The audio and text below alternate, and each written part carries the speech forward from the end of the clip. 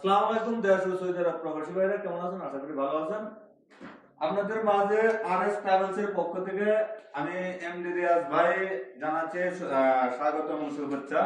তো আপনাদের মাঝে আরএস ট্রাভেলস এর পক্ষ থেকে একটি নতুন কাজের আপডেট নিয়ে আসলাম। কাজটি হলো ফায়ার সার্ভিসের ক্লিনার কাজ। বেতন হলো 1000 রিয়াল, থাকা কোম্পানির, খানা নিজের, ডিউটি হলো 9 ঘন্টা। সপ্তাহে একদিন ছুটি আছে। যাদের এই কাজ করার ইচ্ছা আমার ভিডিওতে যে নাম্বার দেওয়া থাকবে সরাসরি ওই নাম্বারে যোগাযোগ করবেন।